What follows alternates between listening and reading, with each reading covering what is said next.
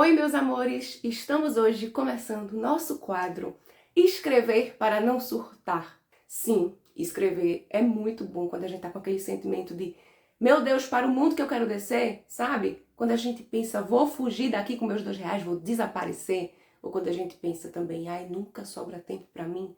Eu tô sempre tão preocupada com os outros, com o trabalho e cadê eu no meio dessa bagunça? Então, escrever ajuda nesses momentos, né? Literalmente para você não surtar. Mas eu quero começar esse quadro por uma ótica positiva, porque a gente também escreve para resgatar nossas memórias, a gente também escreve para falar de coisas especiais ou para pessoas especiais. Então, o tema do vídeo de hoje é o pequeno extraordinário. Como a escrita nos ajuda a ver os detalhes que realmente importam no dia a dia, ou seja, a poesia da vida.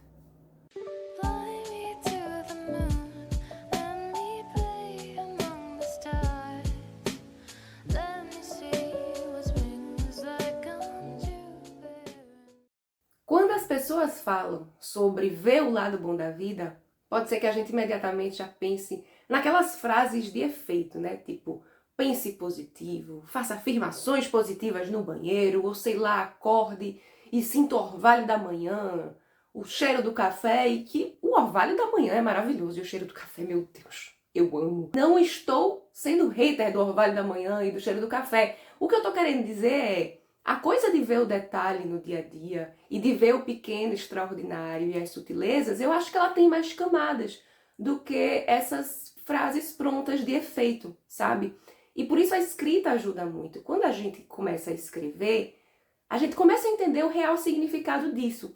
Então deixa eu contar uma história. Um dia desses eu estava trabalhando num evento acadêmico e eu estava com uma função meio bombril, 1001 utilidades, o que aparece, vai lá, resolve. Mas dentro dessas funções, eu estava, por exemplo, levantando placa para o pessoal que estava palestrando finalizar sua fala. Então faltam 5 minutos, faltam 2 minutos, acabou. Eu não sei se vocês estão familiarizados com a função de levantar plaquinhas, mas não é um trabalho muito feliz. E eu só descobri quando eu estava fazendo, porque as pessoas, quando elas se empolgam, elas querem falar, né? Elas estão falando aquilo que elas acreditam e tem todo um propósito por trás. E eu sou a pessoa que eu estou dizendo, para de falar. E aí, entre as outras funções que eu estava desenvolvendo, tem o credenciamento, e nesse credenciamento tem o negócio de colocar a pulseirinha. E aí, aquela pulseirinha, minha gente, tem uma cola. E eu estava colocando porcamente a pulseirinha. Péssima na função de colocar a pulseirinha, porque eu estava colando os cabelinhos das pessoas, tá? Eu estava colocando demasiadamente folgada ou demasiadamente apertada. E eu tava assim, então, nossa, como eu sou ruim na arte de levantar placas e colocar pulseiras e fazendo as várias outras coisas, correndo pra lá e pra cá. Até que, no último dia de evento, eu já tava tão cansada. Chegou uma pessoa. E sabe quando chega uma pessoa que você olha e você já sente bem? Você já sente aquela coisa de tô em casa, sabe?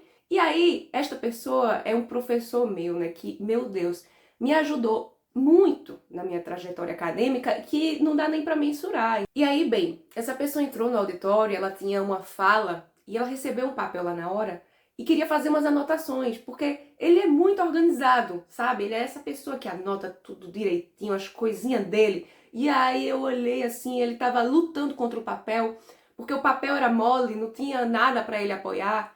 E aí eu olhei e fiz assim, cutuquei ele e disse, você quer uma prancheta? Porque eu tinha a prancheta do credenciamento. Ele olhou pra mim, ele abriu um sorriso daqui até aqui. Quero. Tipo, véi, eu não sabia que dava pra fazer uma pessoa tão feliz com uma prancheta. Mas pra ele é importante essas coisas, anotar, se organizar, sabe? E aí eu fui lá e peguei a prancheta e ele fez muito obrigada. Mas era um muito obrigada, muito genuíno, sabe? Tipo assim, ele ficou lá o tempo todo com a prancheta, anotando as coisas dele e tal, não sei o quê.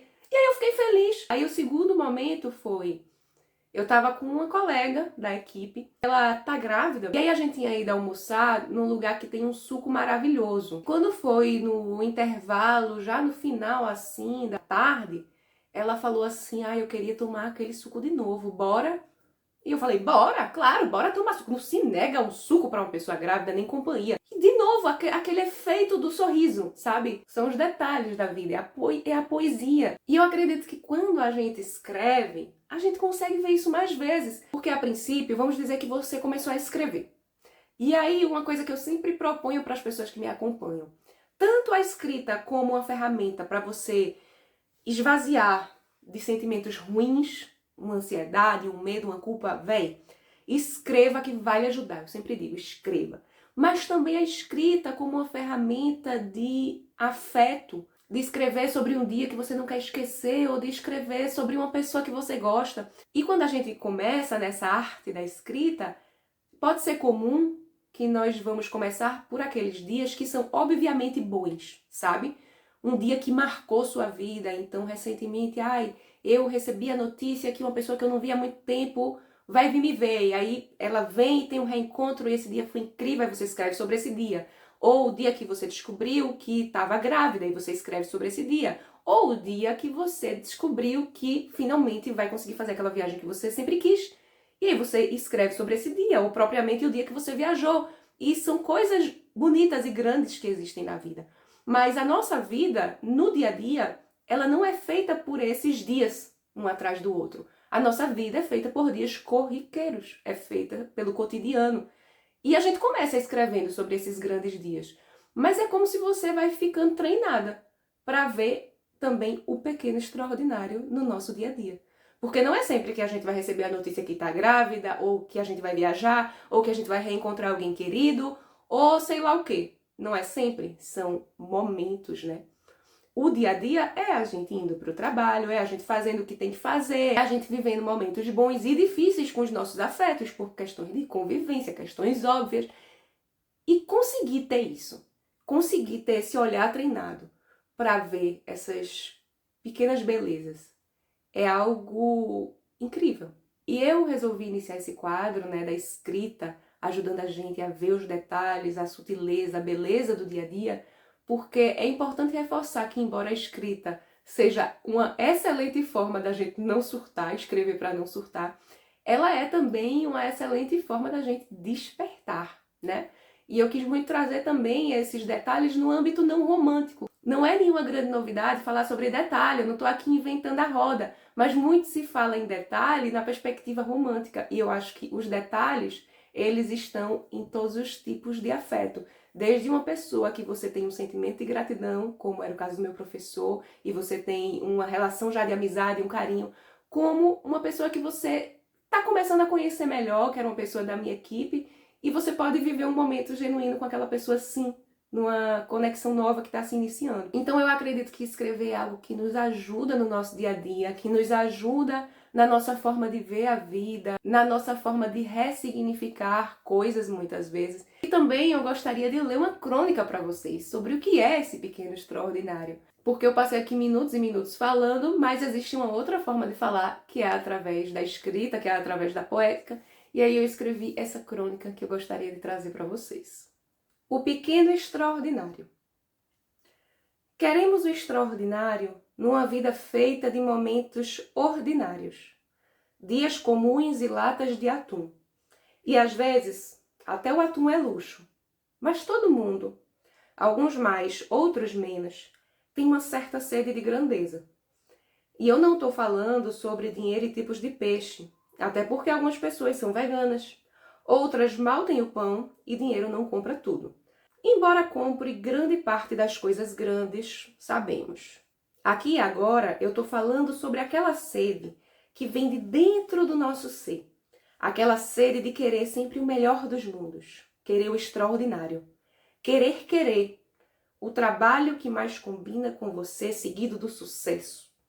A paixão das borboletas no estômago, seguida do amor. As amizades gostosas, não seguidas de atritos. Mas o mundo é feito de detritos.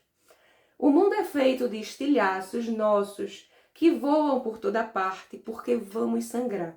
Estamos na pista.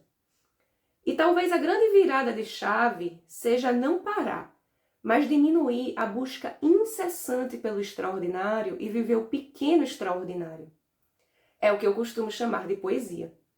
Ver em meio aos nossos cacos a beleza do céu é poesia. Contar aquela coisa estúpida que você fez para sua amiga e ser acolhida, mesmo que ela queira te dar um murro, é poesia. Entender que o céu vai estar sempre lá, assim como o mar, assim como a árvore, se estúpidos humanos não a cortarem. Entender que a natureza oferece coisas gratuitas, energia e espiritualidade. Entender que nossas amigas continuam lá e elas não são nossas psicólogas, são amigas, com suas histórias e suas cicatrizes e sua humanidade, que vão, horas, acolher a gente, horas dar uns tapas na gente, porque boas amigas oferecem de tudo. E boas amigas sempre se entendem no final. Afinal, já dizia o poeta, os amigos são a família que nos permitiram escolher. O pequeno extraordinário consiste numa noite na areia da praia, com cara de algo que eu não sei se é despedida ou realinho, mas dói da mesma forma. Só que em meio à dor, ver o céu abraçada com quem você ama é uma pequena grande coisa. Mesmo que essa pessoa, que tem licença do humor, porque no fundo eu gosto, tire onda e faça uma versão brega e mal feita do poema que eu vou fazer para ela no outro dia. Mas só para discordar eu fiz uma crônica, que é mais sobre a vida do que sobre ele, embora ele insista em ocupar as brechas que eu insisto em abrir. Mostrar a alguém que o céu é grande e nós somos pequenos, mas que ainda assim é bom viver, mesmo quando o mar que a gente carrega dentro dos olhos é turvo, é um pequeno extraordinário. Eu abraço a árvore e sinto um pouco de vergonha, mas vamos convir que ela tem muito mais motivo para sentir vergonha de mim. A árvore é extraordinária.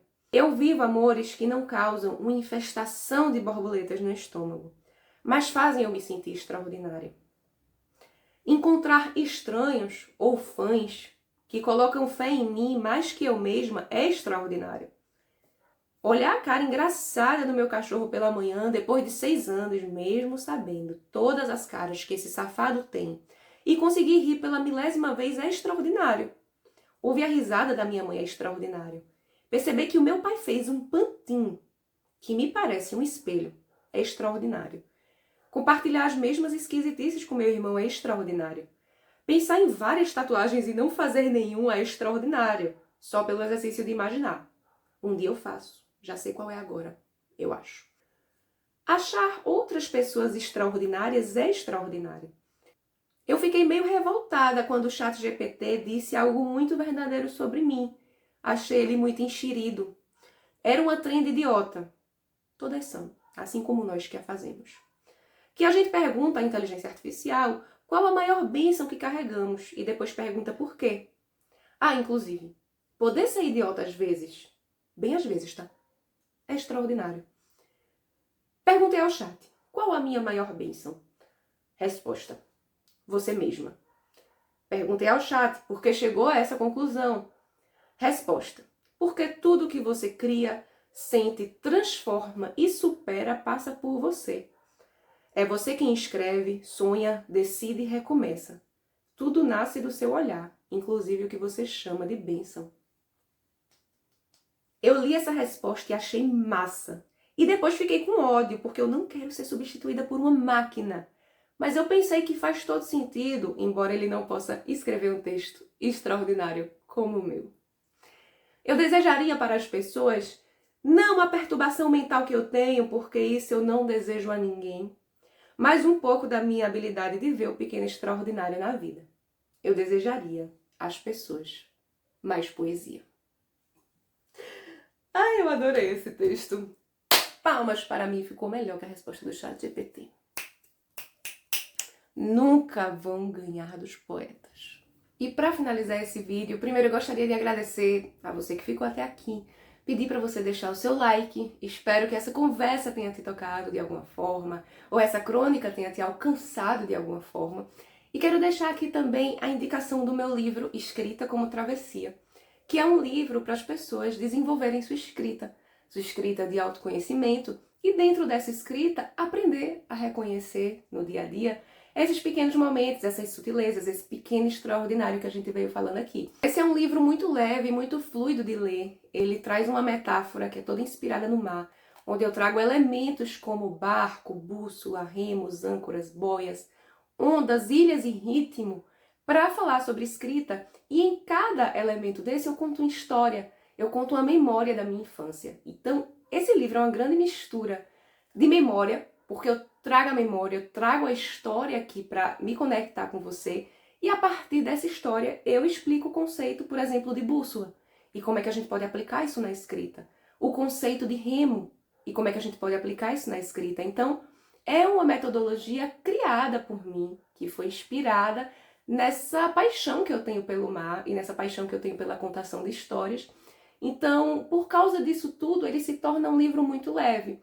É um livro que tem um pedaço enorme de mim, junto com um pedaço do meu propósito, que é que as pessoas consigam se acessar através da escrita. E nessa versão, a versão física, ele é um livro caderno. Então ele já vem aqui, ó, com espaços para você fazer os exercícios. Por quê? Bom, eu já consumi muitos livros como esse, livros de desenvolvimento pessoal, livros que falam sobre a escrita, e uma das coisas que aconteciam é que tinha o exercício, mas eu ficava com preguiça de pegar uma folha, pegar uma caneta, aí eu dizia, eu vou fazer depois, e acabava não fazendo. Aí eu pensei, quando eu fizer o meu livro, eu vou já colocar aqui, junto, incorporado ao livro, os espaços, tanto de escrever as linhas, como os esquemas para você escrever dentro quando eu propor algum exercício que não é necessariamente de texto corrido. Então, gente, fica aqui a indicação desse livro, vou deixar o link na descrição desse vídeo e vou deixar também alguns prints, claro, de pessoas que já leram e que gostaram e que mergulharam nessa travessia e fez muito sentido para elas. Eu tenho feedbacks muito legais desse livro que aquecem meu coração e me motivam a continuar falando dele. Então agora sim, eu me despeço de vocês, deixo um beijo ó, enorme e até o próximo vídeo. Deixe o like.